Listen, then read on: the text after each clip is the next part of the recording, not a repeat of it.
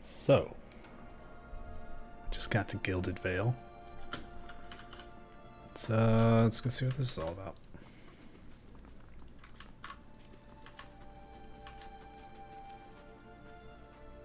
Ah, the town corpse tree.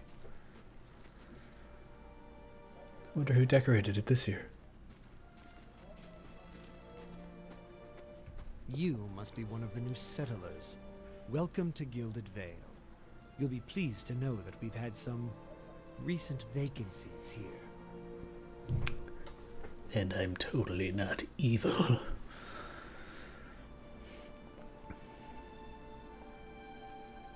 you welcome everyone this way? Of course, we'll need to make some inquiries first. The inestimable Lord Radric VII has taken great pains to insulate our town from Widewind's legacy. Have you ever conceived a hollow-born child?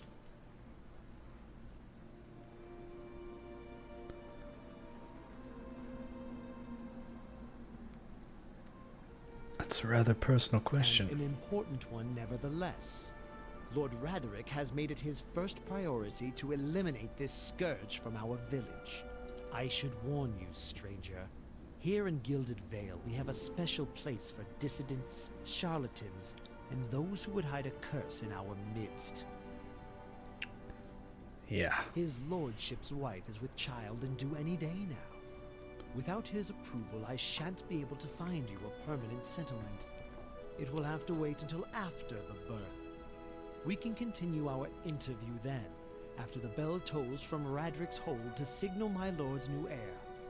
In the meantime, you can find temporary accommodations at the inn, just southwest of here.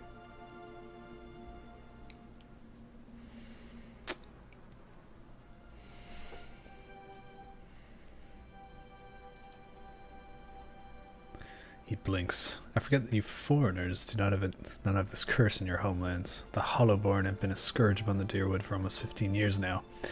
He lowers his voice to a whisper. Children born without souls. Wow. He shakes his head. Pitiful, dumb things that breathe, barely, but do not truly live. Some say the Hollowborn are a disease. Some say they are a punishment from the gods. He raises his empty hands. In truth, no one knows, but they began spreading after the Saints' War, and so the name Widewind's legacy stuck in honor of that foul, blasphemous pretender. His voice shakes with vitriol. I see. Lord Radric's decrees may seem strict at times, but he has our best interests at heart. If you have any other questions, don't hesitate to ask. It's important that everyone in Gilded Vale understand our rules.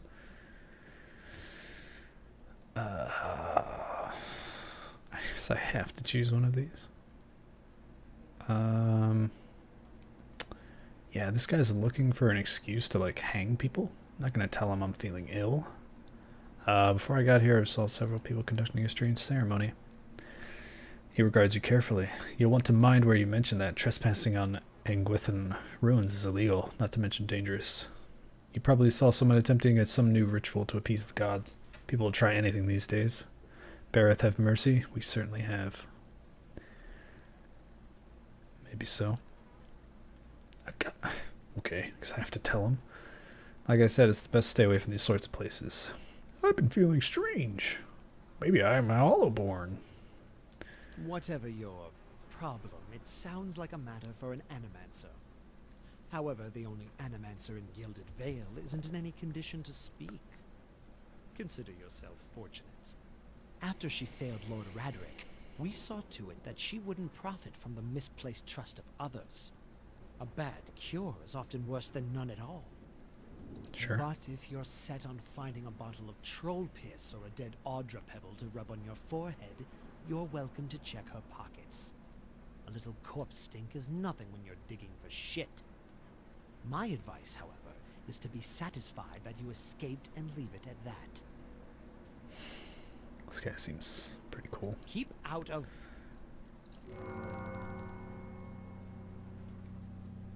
Listen! The bear. 2 tolls. Let that be the last. 3. Gods have mercy. It seems your arrival is ill-timed. 3 bells toll only for the death of a Radric. I fear Lord Radric's heir is lost, or else Hollowborn, and so lost all the same. You should tread carefully. Circumstances have changed a great deal. What do you mean? You come to us at a time of mourning. The legacy is struck at the heart of the Gilded Vale. Our efforts to redeem ourselves in the eyes of Bareth must be redoubled. What happened? He shrugs one bony shoulder. I will know more details when the messengers arrive. The vagaries of childbirth, perhaps, but that is not of your concern. Does this affect the Lord's offer to new settlers? I can be sure of nothing right now. I advise you to get some rest. The inn or a stable for all I care. Find me afterwards. I will know more soon enough. Why aren't you just so nice?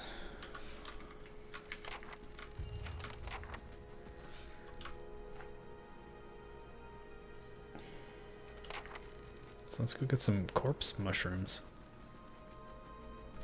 Seems like a great idea. Who are you? Blood moss. What up, bro? Were you looking for someone in that tree? I could introduce you. Strange way to talk about your dead. He looks up at the tree and breathes out. Half the town's up there now. Seems like no right way to talk about it. I'm looking for someone who can help me feel better. What? He gives an understanding nod as he takes a long drag from his pipe. My condolences. He exhales and turns his attention away, watching the village around him. Okay. What the fuck? Such a weird phrasing. Villager. Villager. Villager. It's a lot of villagers. What the hell are you? Thalian. Whoa. As you near, you feel a vibrant history contained in the essence of this man's soul. Voices from its past seem to call out to you. Just touch it. Oh boy. You see a pennant waving tall and sluggish in the wind, a rising sun embroidered on the banner. The vanguard of a small troop of paladins. The atmosphere is buoyant, if restrained, and their armor has not yet been tarnished by the elements. This expedition is fresh, young, filled with zest and zeal. At their head stands a commander, awkward in full armor but determined in step. Despite the excitement of his fellows, he does not smile. There's a twist to his mouth, his countenance grim. He throws up a hand, halting his troops. Silence falls among them, revealing a dark thunder, deep and low. He orders them to ready their weapons and spread out. Eyes dart from horizon to horizon, necks twisting to see the source of the sound. In the distance, dust and lightning rise from the ground as Stygian clouds race towards them overhead. The soldiers stand, only the staccato movement of their breath betraying their nerves. The commander closes his eyes, calling a blessing down on his troops. Invigorated, invincible, they await as the enemy draws closer, poised to attack. Well, you seem like a badass, sir. What? Is that all I can do? Do I get new information? Nope. Well, you have a good day, sir. Are you special? Nope. Oh, God.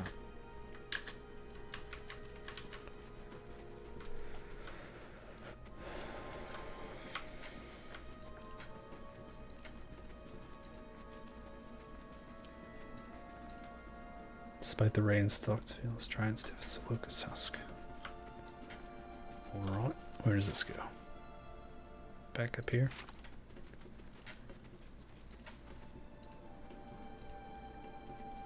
Okay, so the only direction I had is sort of the inn. Is there a map? Blackhammer Smithery. Ah, Blackhand Inn. Seems like a good place to start. Easternwood. I see.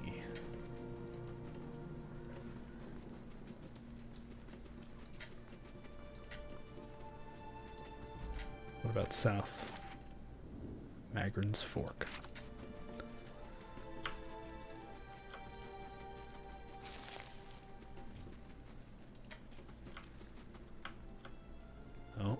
Aloth. You see 4 people gathered by the door of the inn. Their raised voices and... Oh, God. Ah.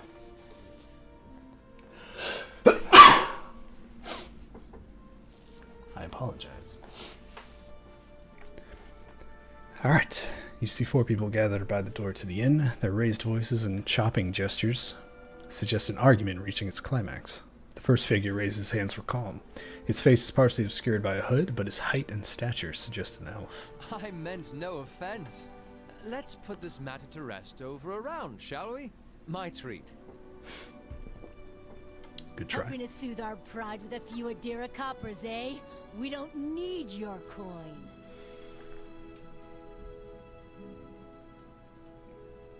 What's all this then? One of the other men points to the hooded elf. His eyes are red from drink and his gaze is focused. But his gaze is focused. Mocking us even while he shelters in our village. Just goes to show you what these fancy Adair manners are worth. We don't take to that kind of treatment, not from the foreigners, especially not from Adirans. I like how he says this to me and he doesn't no idea where I'm from. Adair, the woman looks you up and down, and that means you too don't push us. Ooh. Go on. Say it again. I'm itching for an excuse. Why, you're itching for the kindling touch of your sister, you cocksfeather! Burn. I'll cut that barrel-licking tongue out of your head. This is a misunderstanding. I didn't say whatever it is you think I said. We've nigh quarrel. That's where you're wrong. I guess I should be diplomatic. It's part of my order. This is unnecessary. Wouldn't you rather be inside drinking than out here arguing? We don't take orders from any blazing adherents. We don't take charity neither. Me. They squint at you through red, blurry eyes. It sounds suspiciously like you're defending him. Well. Attack! Wait. That was... Whoa. Jesus, dude. As the last of the attackers falls, the elf turns to you, the tension almost gone from his smooth face. Not quite how I hoped to get to know the neighbors. Thank you for your timely assistance with that awkward situation. Glad I could help. Courtesy is a rare pleasure in these parts, as is the company of a fellow countrywoman. He straightens his hood, and you note the remains of fraying embroidery on his gloves. His boots are caked with the dirt of many months' travel, but the leatherwork beneath is sturdy and fine. Well, I suppose introductions are in order after that little fiasco. Aloth Corvisor, at your service. How did you manage to get stuck out here? That is something of a long story. Well, I'm a wizard by training, and an adventurer by necessity. I was born in the Seathwood, part of the mainland of the Adir Empire, and both of my parents served the nobility, which afforded me an education for which I'm grateful. However, there were no open positions in those houses, and so I decided to seek new means in a new land. Fair enough. And how exactly did you come to be here? Caravan, destruction, death, you know, the usual adventure hooks. In Gwithan Ruins? Oh, those can be dangerous places during the best of times, which these are not. And half the locals would arrest you for trespassing and the rest would kill you outright. I'm curious, what exactly did you find there? A bivouac. And you survived? I've heard such a thing was impossible.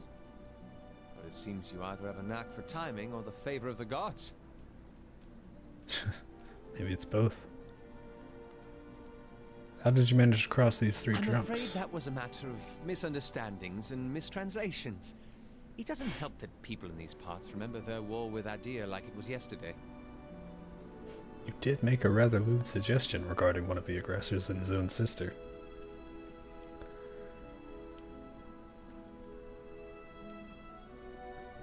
I heard the same thing.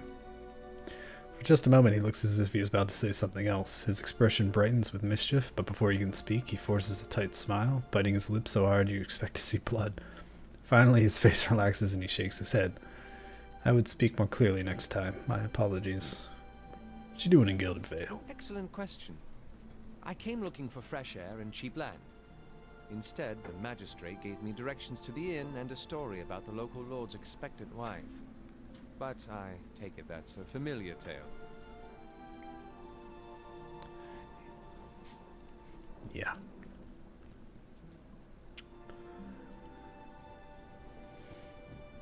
You seem like a decent sort. I'm looking for an expert on souls. Indeed. The local lord has searched far and wide for similar specialists. He has rid himself of them almost as desperately. Yep. His starting glance takes in the tumble-down building and the fallow, rock-strewn fields. I expect that such expertise would be best sought elsewhere. You don't exactly look like a settler. Begging your pardon, but neither do you. Yet, circumstances can find a person in the strangest of places. Well, I should get going. As should I, given recent events. It's just as well. I've had enough of the watered wine and lumpy beds at the inn. They say even the owner tired of the place. Just up and left one day. It explains quite a lot about the upkeep. Perhaps I could join you. I could use a change of scenery, and I find it's better to travel in numbers. So do I. Let's go then. Excellent. I shall follow you. Yeah? Party member. This is all garbage.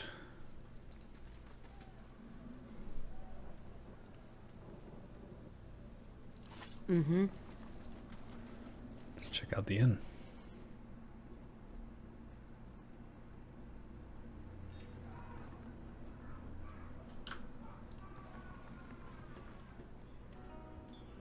Pascal. Greetings.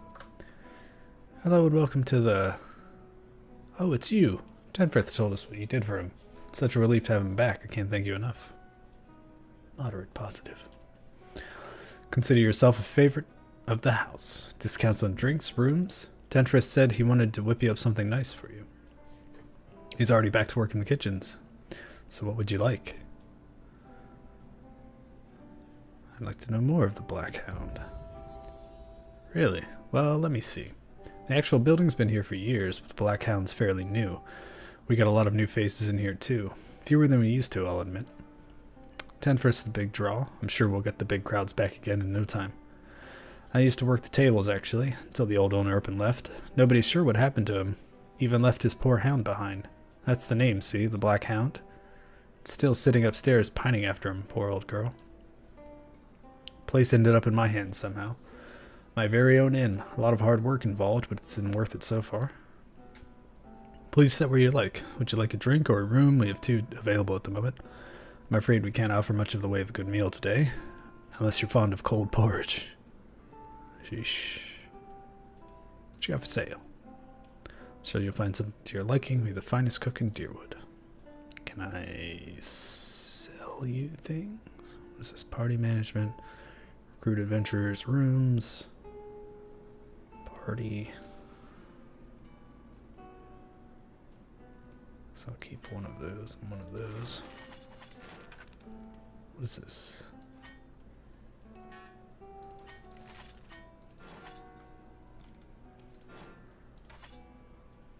Shh, where did I put that?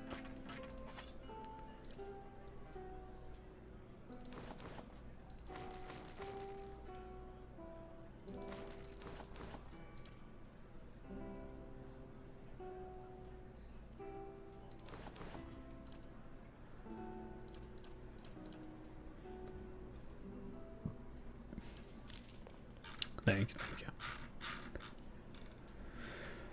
Alright, let's get some food and some potions. Not really. Whoa, whoa, whoa, whoa, whoa. The party man. Blah, blah, blah. Huh? Alright, so we completed that quest. Mm-hmm. Let's go talk to the dude we saved. Ah, it's you, my savior. It's good to be back. Do not think I will let this go unrewarded. I have decided that you have earned the right to learn one of my most closely guarded secrets, my dearest recipe. After this, you will eat nothing else. Okay. A savory pie to keep you hale and hearty. May it serve you well on your travels. Yeah? Thanks, bro. Okay, this is stealing, I'm guessing. The red hand. Sure. Have a good day, sir. Orland's server? Oh, named NPCs. Whoa. As you near, you feel a vibrant history. Oh, this is the things. I just realized this is what the backers wrote. You see a woman emptying her satchel onto her bed, taking stock of her inventories. Potions, bandages, tinctures, and herbs are scattered throughout her room haphazardly. She bites her lip, head tilted to the side, considering. She begins to repack, one item after another. Careful deliberation undercut by shaking hands. Each item has a clearly marked place, but no matter how she repacks it, she isn't satisfied. The shaking worsens as she empties it out once more, one hand held to her mouth. Tears eke from her eyes as she gives up all semblance of order and shoves everything she can into the satchel, grabbing it and running out of her bare house. Straightening her back, she walks to the docks, chin high, eyes hard and red. A gangly young elf offers his condolences, but she can't see him for the ocean ahead of her. She wanders the docks, offering her services as a doctor to any who will listen, anyone heading out on the high tide. Less than an hour later, she watches her childhood disappear in the distance, a tiny speck of an island. Tries not to jump.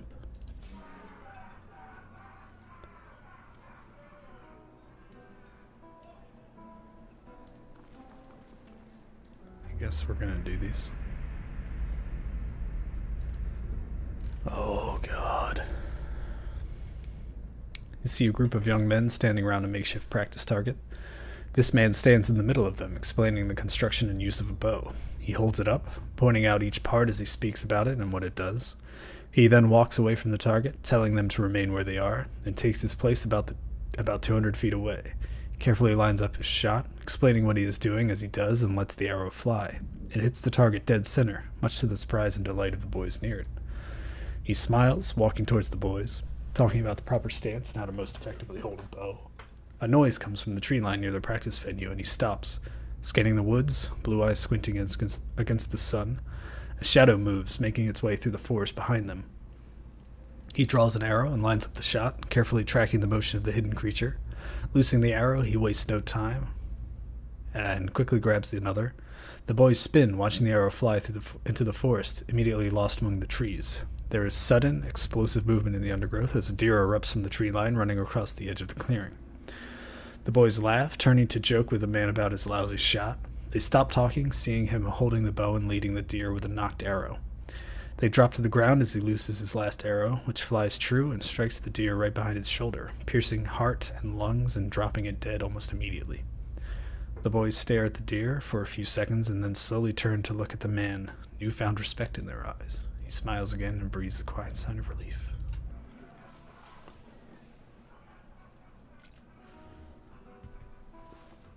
Not bad. Not bad.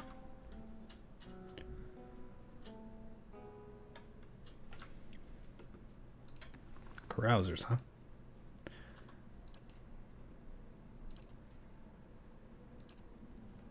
Okay.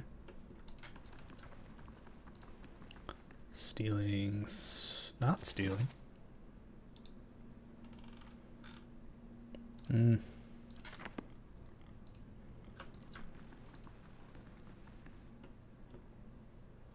God. I think we're gonna take a...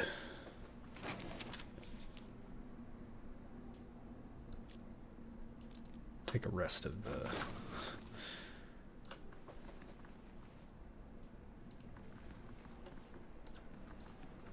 these soul visions.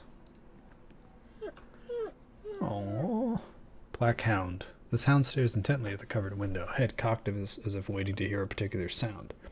It looks up when you approach and whines a low note, tail wagging slightly. Oh, pet the dog. Oh. These bones are covered in tiny bite marks. Doggy bones.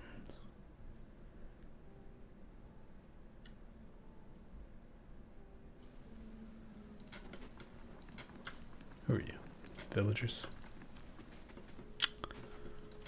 Fair enough.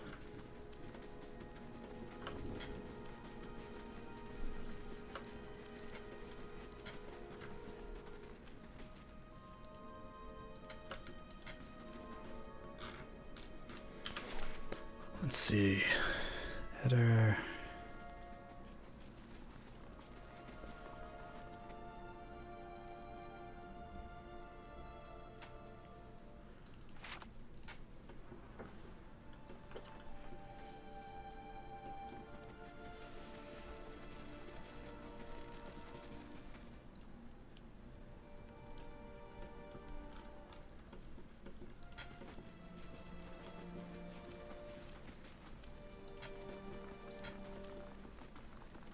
Oh, do I have another level? Oh shit.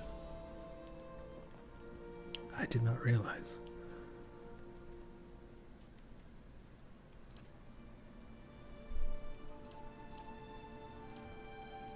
Ooh.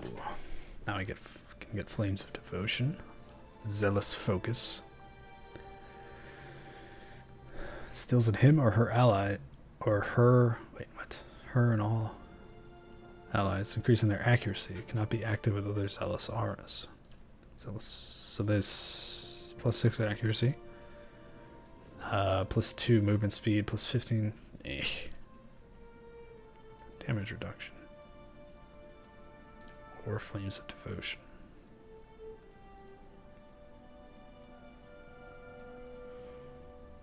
Might go Flames. Or Zealous Endurance. Since it's modal, so it just lasts as long as I have it active.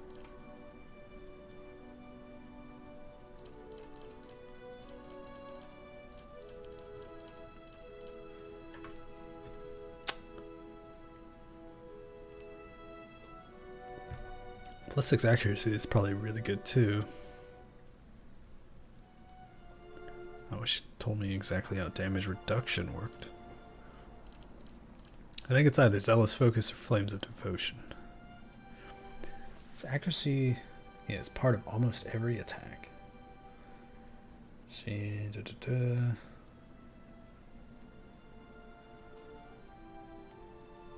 this means you're more likely to crit. Yeah, Zealous Focus, baby. We support Paladin now. Huh? What up, child?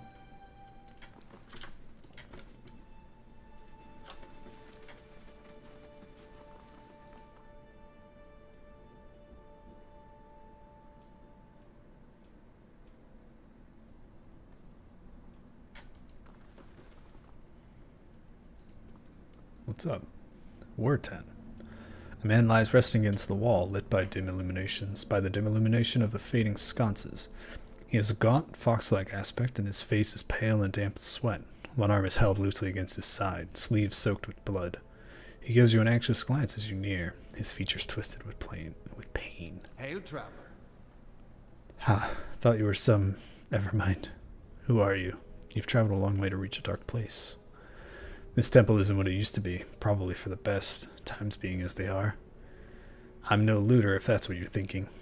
Not one of the faithful either. Just wanted to do some good, I suppose. Got my arm clawed up for it. Maybe you'd have better luck. Better luck with what? The man points a finger upwards. These ruins around us used to be a temple of Aethys, the scattered god. A grand temple at that. Its worshippers would come from all over the Deerwood, from Retsaris even. Until the war, of course. Even then, you'd get some of the stummered ones. The ones that couldn't get it through their heads that the god was dead and gone.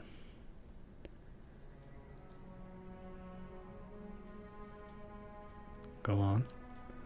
Once the legacy started, Lord Raedric decided he'd been too lenient on the Aethasians. He had his people go in and put them to the sword, left them down here, buried under a heap of rock. After that, Raedric ordered the temple sealed. It's been years like that, up until recently.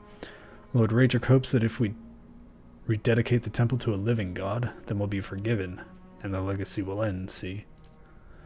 But until then, the temple as you see it, unguarded. That's where you come in. Those priests, maybe they didn't have a lick of sense between them, but they still didn't deserve to go like that. Chopped down in their god's house. Doesn't sit right with me.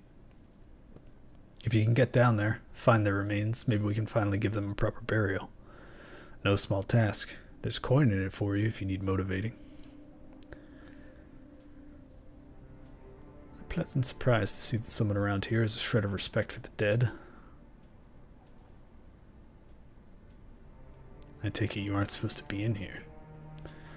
Well, I meant to be in and out, nice and quick. I'm not hurting anyone. It's just Lord Raedric's forbidden anyone having anything to do with the scattered god. It'd be a little harder to explain to him than you. It's a good cause, though, isn't it? And you can make some coin in the process. They're long dead. What does it matter where they're buried? It's about respect, isn't it? About deserving to be remembered, not just tossed under a pile of rock and forgotten. I thought it worth the effort giving that to them. I have some questions first. Why can't you do this yourself? Well, I tried. Only got a short ways in before I got in over my head. I haven't raised a blade in a long time. Turns out it isn't something you can just pick up again. But you look like you can handle yourself. Who are you anyway? Name's Wharton. I've lived in the Gilded Vale long enough to remember how grand it used to be. I used to help the temple sometimes, bring supplies, that's all. Won't Raedric mind us sticking around down here?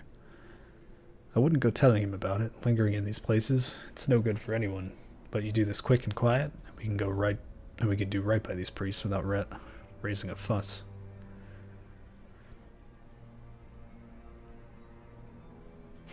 Any chance there's something down here worth more than some old bones, buddy? Wharton looks around. Probably. Nobody's been through the place since it was sealed up. Well, apart from me, and I didn't touch anything. Any valuables in there, you get first crack at them. I only ask that you do this favor for me while you're at it. I have no more questions. Then, what do you say? I'll find them. Then by the flame, I owe you a good turn. But listen, the temple's been sealed off for so long. It's crawling with creatures. But if you get past them, the priests would have been down on the lower floor. They'll be there still if they're anywhere. Those priests had all kinds of secret chambers, switches in the walls, trick sconces, that sort of thing. Keep an eye out, and take care down here. I wouldn't want to send someone after your remains. I'll wait here by the stairs and keep a lookout, maybe try to patch myself up some. Huh?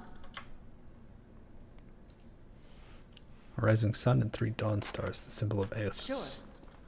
Okay. We'll tackle that in a moment. I thought he said I could rummage around the tree. Bracelets, twine, and thread. So you don't want none of this. Okay. What do we have here? Offer's house, Ingrid, windmill, blackhammer smithy.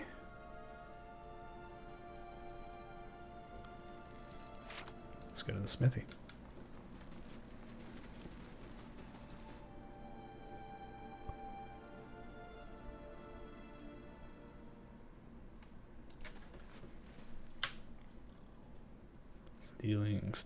Stealing.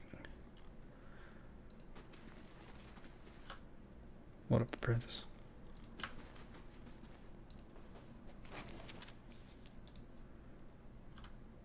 Hey.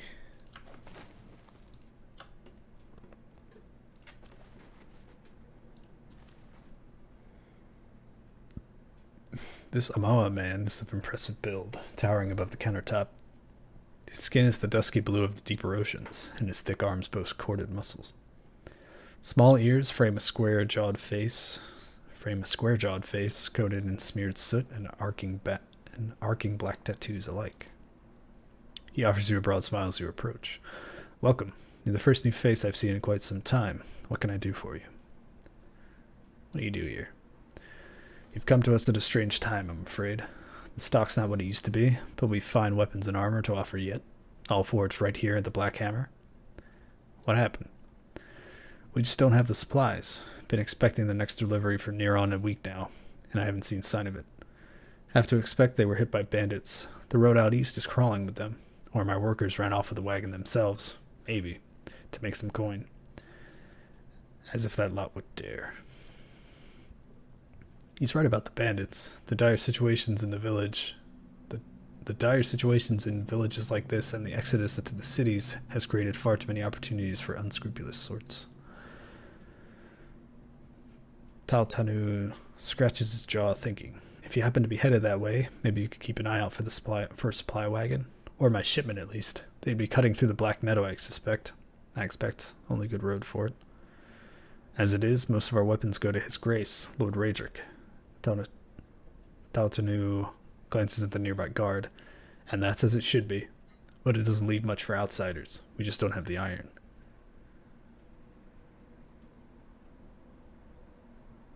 I'll find your supplies. Tautanu nods. Then you have my thanks. You bring those supplies back, I'll have plenty more to offer you. A discount to start. Oh, and if you find my workers, tell them to hurry it up, or they can take up farming instead. Fair enough.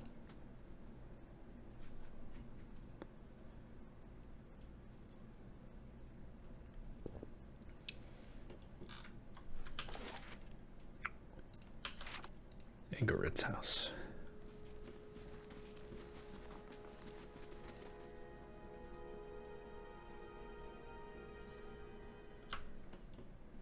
Oh, hey, Naunton. This man and woman appear to have been in deep conversation, working at closing two bulging satchels. They move to embrace until the woman notices your approach and pauses, her smile faltering a little. Gods keep you. Can we help you? She looks to her companion, brows furrowing with confusion. Do you know this woman, Naunton? Naunton coughs. Yes. I think we met in the Valewood. I warned her about the bear. He inclines his head. Glad to see you've made it. Was there something else you wanted? You two seem to be in a hurry. Yes, I imagine so. We're packing for a trip, actually. I've been meaning to visit Defiance Bay, and... She looks at Naunton. Well, in truth, I think I've had my fill of this town. Naunton reaches to take her hand. It's time for some new scenery, he says. Is there anything you can tell me about Gilded Vale? Ingrode smiles wryly. Only that you'll want to be moving on as soon as you can. You'll have seen the tree, I imagine, but the rot goes deeper. If you were looking for work, I'd say you'd have a better chance of it elsewhere. Farewell. Book.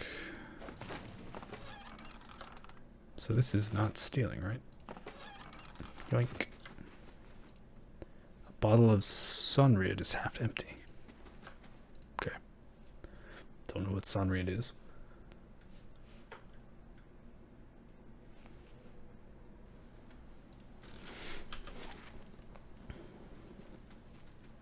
Okay, there's the windmill up here. Named building. Ah.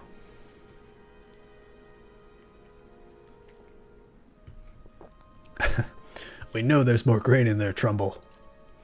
We won't settle for scraps while you grow fat on our crops. A muffled shouting emerges from inside the mill. The first of you drunkards comes through that door gets a shot between the eyes. Gods hear me, Swainer. I'll put you down like a dog. Come away for now, lads. But we'll be back, Trumbull. And we'll have fair prices, or by the flame we'll have reckoning.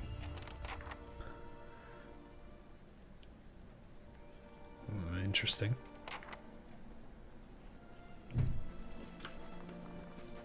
Oh, mushrooms.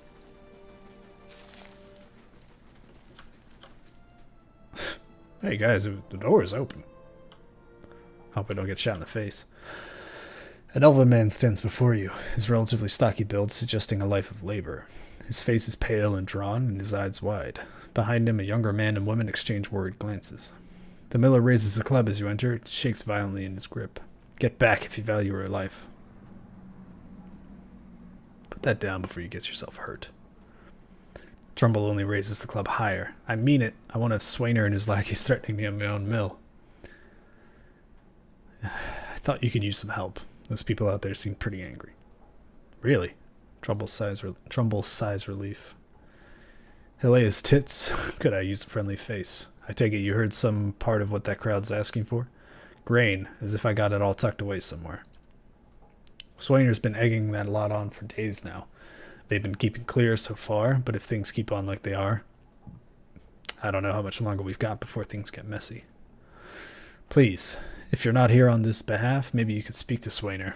He won't listen to me anymore. Just explain that we're all getting smaller rations now. We're all making sacrifices. I had some other questions. What was all that ruckus? Trumbull shakes his head. Where to begin? Swainer's whipped them up into a froth, going on about the grain stores, claims I've hidden away most of it. All I do with the grain is sell it. I can't create it out of thin air, and I can't hand it out for free. I pay the farmers for their crops they bring in, and I sell what comes out of the mill. Most of it goes to the Black Hound on the west side of town for ale, and Swainer and his lot sure don't mind that part. You take a look at the fields on the way into town. The crop's blighted, and most of what I'm getting from the farmers, Trumbull gestures to the sacks and containers, it's gone off, rotted through. I can't pay top prices for blighted wheat, and I've barely got enough good grain to go around. Swainer's howling after things he has no right to.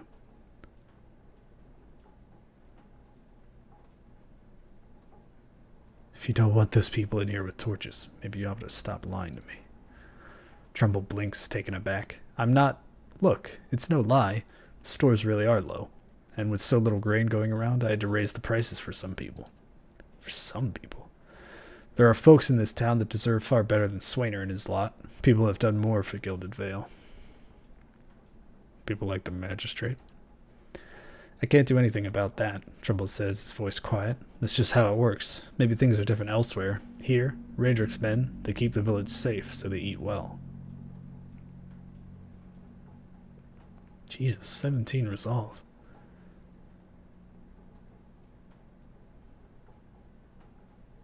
Swainer's people are farmers. They gathered that grain for you.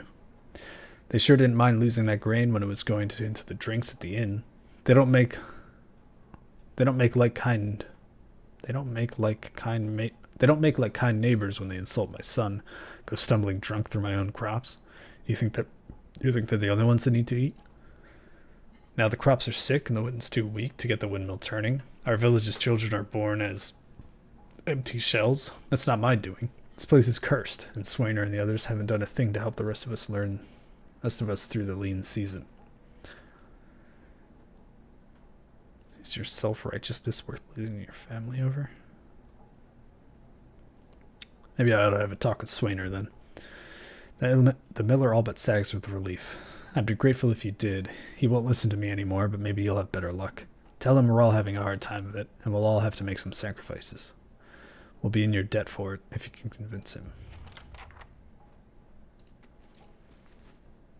A rancid stench rises from this grain. It's mushy and mottled with green. Gross.